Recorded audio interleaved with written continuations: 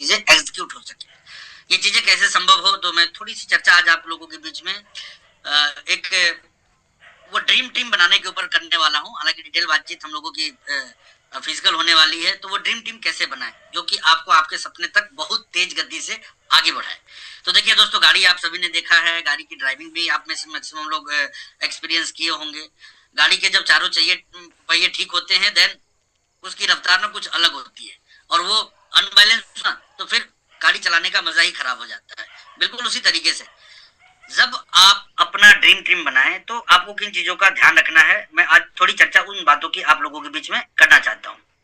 एक बड़ी famous story है, आपने पढ़ी भी होगी, सुनी भी होगी, मैं सिर्फ वापस रिमाइंड करा रहा हूँ, क्योंकि जब हम इस इंडस्ट्री में काम कर रहे होते हैं ना, तो ऐसा नहीं है कि कहानी हमसे कोई अछूती रह गई, कोई लाइन अछूता रह गया। बस दिक्कत ये हो जाती है कि हम भूल जाते हैं, क्योंकि भूलने में हम सारे ही लोग माहिर होते हैं। बहरहाल, एक व्यक्ति ना जूते की दुकान पे जाता है जूता खरीदने। अब वहां ना बड़े खूबसूरत खूबसूरत जूते, कई जूतों को उसने पसंद किया, कई पेयर उसने पसंद किए, लेकिन समस्या ये आ गई कि कोई उससे फिट नहीं हो रहा था। अब आप बताइए वो व्यक्ति क्या करेगा? जो पसंद आ रहा है उसी को लेके चल देगा, या फिर वो आगे किसी दूसरे दुकान में जाएगा और अपने साइज का जूता खरीदेगा? आगे दुकान में जाएगा सर, आगे की दुकान में जाएगा, क्योंकि उसकी रिक्वायरमेंट, उसकी खूबसूरती पूरी नहीं हो रही है। बिल्कुल उसी तरीके से हमें एक महत्वपूर्ण चीज जिसका ध्यान रखना है, खास करके शुरुआती दिनों में और आगे के दिनों में भी, वो ये कि हमारे ड्रीम के लिए फिट कौन है। लोग बहुत हैं हिंदुस्तान में, किसी भी चीज की कमी हो सकती है सिर्फ एक चीज को छोड़ के, और वो है लोगों की। 140 करोड़ से ज्यादा आबादी है।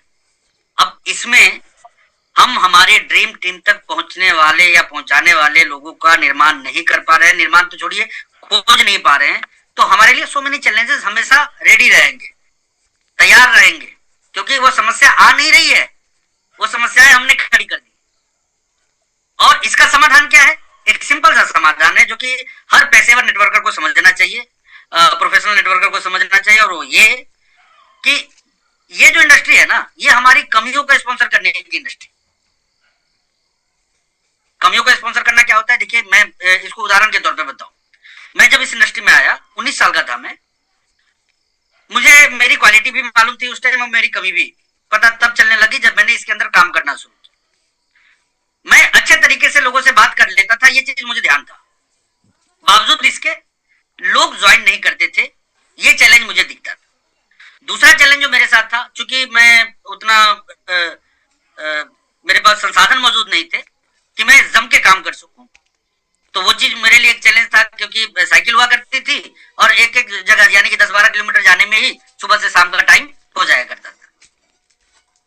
तीसरा चैलेंज जो मेरे साथ था, फाइनेंशियल इशू था, क्योंकि परिवार के विरुद्ध मैंने काम किया था, तो फाइनेंस मिनिस्ट्री ने, मैंने कई दफे चर्चा भी करी है इस बात की, सपोर्ट मतलब बजट ही देना बंद कर दिया था। तो वो एक मेरे लिए एक बहुत बड़ा शुरुआती दिनों में चैलेंज था। तो इन चीजों से मैं कैसे पार पाया, वो चीज मैं आपको बताना चाहता हूँ। मैंने ना कुछ 35, 40, 45 साल के लोगों को स्पॉन्सर किया। सबसे पहले मैं छोटा था, लेकिन मेरे डाउनलाइन बड़े थे। शुरुआत में मैंने बच्चों की ही टीम तैयार करी, लेकिन वो प्रोडक्टिव टीम नहीं रही, क्योंकि जो घटना मेरे साथ हुई है वो लोगों के साथ भी होने लग गई। लोग सुनते थे, मजे लेते थे और समझा के भेज देते थे। तो मुझे लगा कि नहीं, अब कुछ वेटफुल लोग चाहिए होंगे, तो मैंने कुछ वैसे लोगों को स्पॉन्सर किया, जरूरतों के हिसाब से, जो फिट होते थे उनके हिसाब से। जब कम्युनिकेशन वाला चैलेंज मेरे सामने खड़ा हुआ, चूंकि साइकिल होती थी मेरे पास में, तो कुछ चुनिंदा, उस टाइम बहुत ज्यादा लोगों के पास में ना मोटरसाइकिल नहीं हुआ करती थी, 2002 की बात आपसे कर रहा हूँ, और जो जिनके पास होती थी ना, वो कोई साधारण लोग नहीं माने जाते थे, मतलब अपने क्षेत्र के रेपुटेड लोग ही होते थे। तो मैंने कुछ वैसे लोगों को चुना और किसी तरह से उनको स्पॉन्सर किया, और उनको स्पॉन्सर करके क्या करता था, मोटरसाइकिल उनकी होती थी, चलाते वो थे, मैं पीछे बैठा रहता था। अब मेरा काम यही था, सामने कन्विंस करना, वो पीछे से बस एक हवा दे देते थे कि नहीं, मैं भी इस काम को कर रहा हूँ। तो एज फैक्टर भी खत्म और कम्युनिकेशन का चैलेंज भी खत्म। साथ ही साथ कुछ पैसे वाले लोगों को मैंने स्पॉन्सर किया, जिनके पास उस टाइम कोई ना कोई रोजगार था। मैं तो बेरोजगार था, लेकिन कुछ रोजगार वाले लोगों को ले आया, तो तो मीटिंग में ले जाने में, सेमिनार पहुंचाने में ना उनको खुद दिक्कत होता था और ना ही मुझे कोई दिक्कत होता था। उन्हीं के साथ घूम के खा पी भी लिया करते थे जब पैसे नहीं थे। हालांकि जब पैसे आने लगे उसके बाद मैंने कसम खाई थी कि डाउनलाइन का एक चौनी अपने ऊपर खर्च नहीं होने दूंगा, ये मेरा प्रयास रहेगा। बहरहाल ये चीजें मैं क्यों आपसे शेयर करना चाहता हूँ, समटाइम क्या होता है कि हम काम करने चल तो देते हैं, लेकिन हमारे पास कोई ना स्ट्रेटेजी होती है और ना ही कोई हमारा वर्किंग रोड मैप हमारे पास में होता है। भैया हमें रॉयल्टी चाहिए, हमें लीडरशिप चाहिए, हमें टेक्निकल चाहिए, तो लोग कैसे चाहिए ये भी तो जरा सोचने का काम हमें करना है। कैसे लोगों के दम पे हम वहां तक पहुंच सकते हैं, ये सोचना हमारा एक नैतिक कर्तव्य बन जाता है कहीं ना कहीं। और यही चीज आज मैं आपसे शेयर करने वाला हूं कि देखिए, आप दो चीजों का नोट्स तैयार कीजिए। Number 1 your talent, and number 2 मतलब talent and strength, and number 2 your weakness. आपकी क्षमताएं और ताकत क्या क्या है एंड आपकी वीकनेस क्या क्या है। उदाहरण के तौर पे, जैसे आप में से कोई व्यक्ति इंप्लॉय होंगे, कहीं जॉब करते होंगे, या आप में से कोई व्यक्ति बिजनेसमैन होंगे जिनका ऑलरेडी कोई ट्रेडिशनल काम होगा, तो उनके साथ सबसे बड़ी दिक्कत है कि सोच अच्छी है उनकी, वो भी आरसी में डायमंड जाना चाहते हैं, लेकिन दिक्कत क्या आएगी, टाइम की। तो ऐसे में आपको कैसे लोगों को सबसे पहले स्पॉन्सर करना है, जिनके पास टाइम हो। आज वर्मा सर को आप देखिए, वर्मा सर ने कैसे लोगों को पहले स्पॉन्सर किया, जिनके पास टाइम रहा। नतीजा क्या रहा, धीरे धीरे ये जॉब से पीछा छुड़ाते रहे और एक बार सीधे जॉब को तिलांजलि दे दी इन्होंने। लेकिन सारे बैंकर्स ही रहते तो सबके पास एक नोटिस पड़ा रहता कि दो में से किसी एक काम को चुनो, या तो आरसीएम करो या फिर बैंक करो। वर्मा सर मैं सही बोल रहा हूँ ना गलत बोल रहा हूँ? बिल्कुल सही बोल रहे हैं सर, 100% सही। यही काम मैंने भी किया सर। नेटवर्क बिल्ड होने से पहले ही सफर करने लगता। यही चीज समझना है कि हमें कैसे लोगों को स्पॉन्सर करना है। मान लीजिए हमें से कोई ऐसा व्यक्ति है जो लगता है उन्हें कि वो कायदे से लोगों के प्लान नहीं दिखा सकते या लोगों से बातचीत मजबूत तरीके से नहीं कर सकते। बहुत संकालू और शर्मालू मतलब शर्माने वाले लोग आपको मिलेंगे नेटवर्क में ही, और ऐसा नहीं है कि आपको बताना पड़ेगा, वो खुद ही बोलेंगे कि सर सब चीज तो हो जाएगा, वो बताने वाला काम मेरे से नहीं होगा। तो ऐसे लोगों को क्या चाहिए, बोलने वाले लोगों को स्पॉन्सर करना, खोज करके, मतलब एकदम खोज करके फोकस होके एकदम ऐसे लोगों को स्पॉन्सर करना है।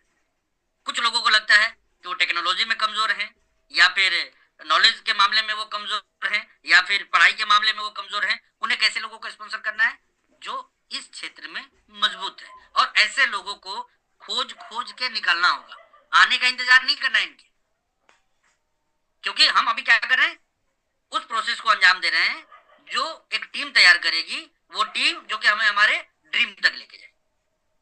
कई ऐसे लोग हैं जो उम्र उनका ऐसा हो चुका है, या कोई क्रिटिकल डिजीज उनके साथ में है, या कोई बीमारी उनके साथ में है, जिसकी वजह से मैं जब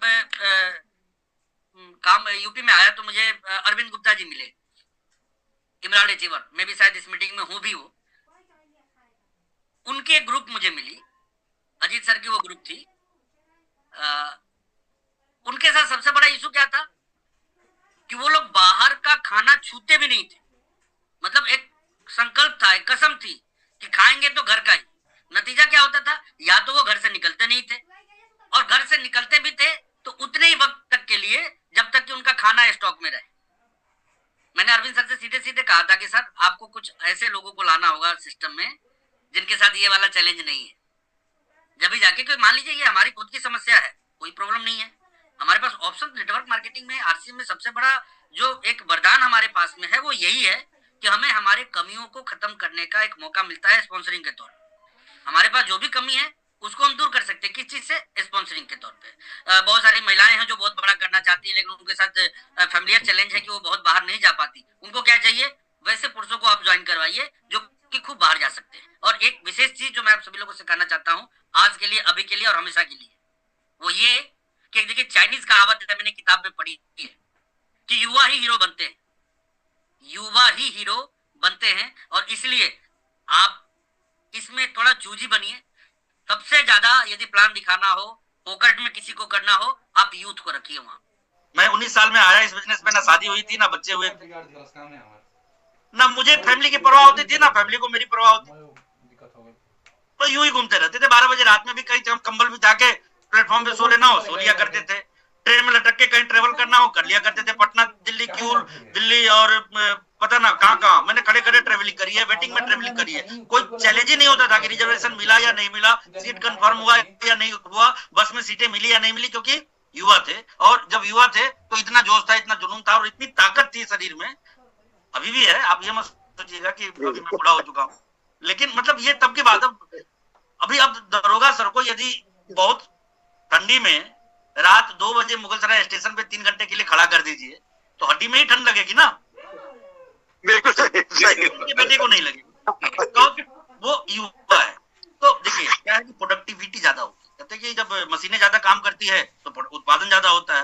बिल्कुल उसी तरीके से नेटवर्क में बहुत चूजी बनना चाहिए अपने लोगों को, मतलब खासकर उस मामले में जब हम हमारे ड्रीम टीम के तरफ, टीम नहीं बोल रहा हूँ, टीम बोल रहा हूँ, ड्रीम टीम के तरफ आगे बढ़ना हो। और एक बात ध्यान रखिएगा, आपका अचीवमेंट बड़ा है, आपका लेवल बड़ा है, आपका ओहदा बड़ा है, तो इसका ये मतलब नहीं है कि आपका ड्रीम टीम तैयार हो चुका है।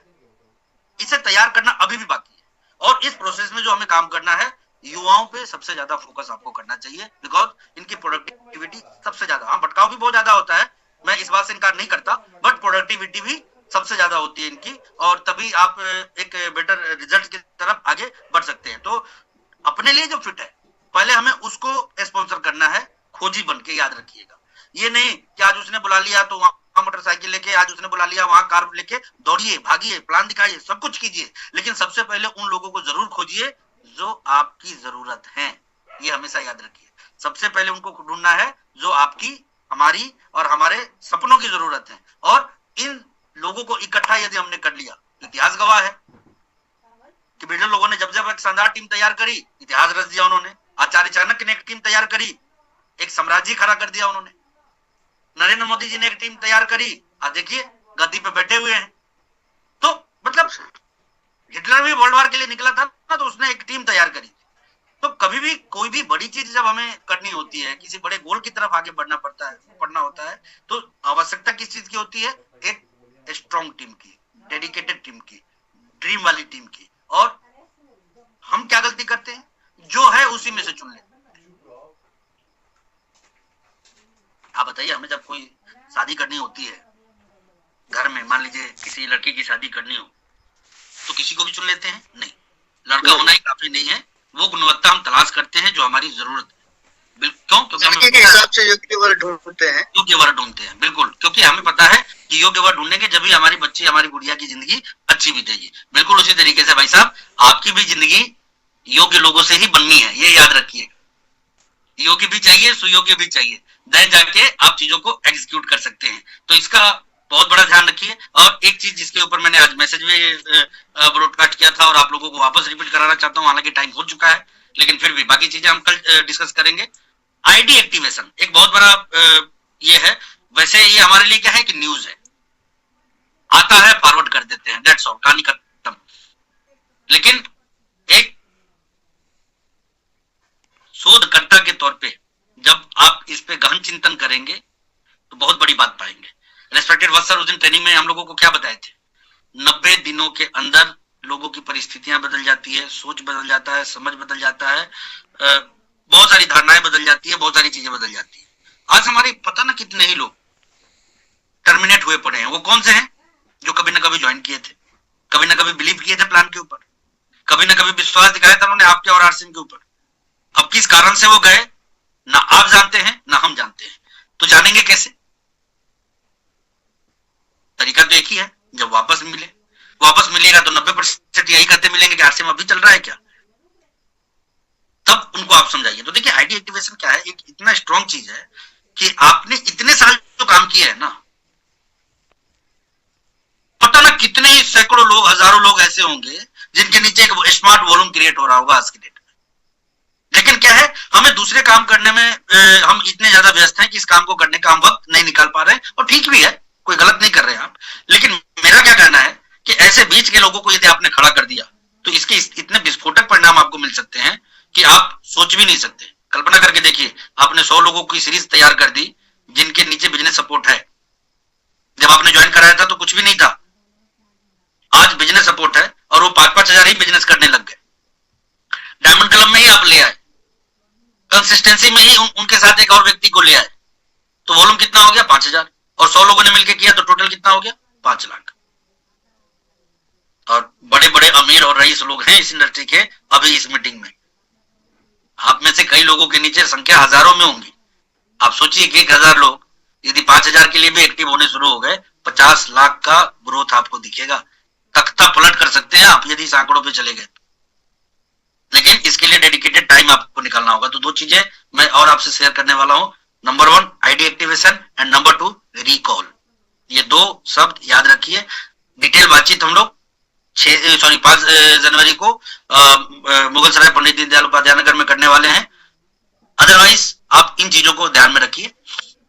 ID activation and recall. Recall क्यों करना है? क्योंकि हमने हजारों लोगों को आज तक के सफर में मार्केटिंग प्लान दिखाया है, वैसे लोग जो कि अभी ज्वाइन नहीं किए हैं या अभी तक ज्वाइन नहीं किए। और रिकॉल का एक बहुत बड़ा चीज मैं आपको बताऊं, और ये चीज भी वत्सर के ट्रेनिंग के बाद ही मेरे दिमाग में, एक सच्ची घटना बता रहा हूं आपको। मैं जब क्यूल में रहा करता था ना, एक सीनियर अचीवर जो आज की डेट में हमारे हैं, वो रेलवे में थे, और वो उस टाइम रेलवे में रहने के साथ साथ किसी दूसरे बहुत प्रतिष्ठित कंपनी में काम भी कर रहे थे, नेटवर्क मार्केटिंग की। मैं जब भी प्लान दिखाने जाता था ना, वो और जाते थे और सीधे सीधे मना कर देते थे कि मुझे ज्वाइन नहीं करना। एक बात की घटना बता रहा हूं आपको।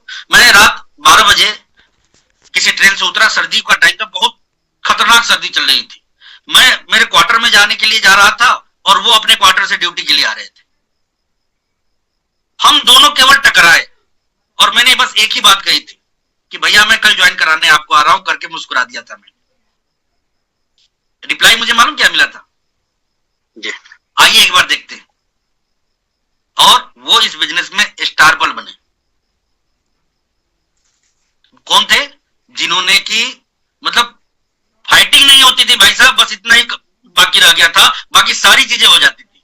जितना काउंटर कर सकना था वो करते थे और जितना मुझे करना था वो मैं करता था। लेकिन क्या है, वही बात याद रखिए, 90 दिनों में माहौल, स्थिति, परिस्थिति, सोच, क्या पता आपने किसी को प्लान दिखाया हो, ज्वाइन नहीं किया हो, और 90-100 दिन या 2 साल या 5 साल में वो 50 आरसीएम की दुकानों को देख लिया हो, कामयाब लोगों को देख लिया हो, 2-5 उसके यहाँ प्लान दिखाने ही पहुंच गए हो, तो धारणाएं बदल जाती है ना।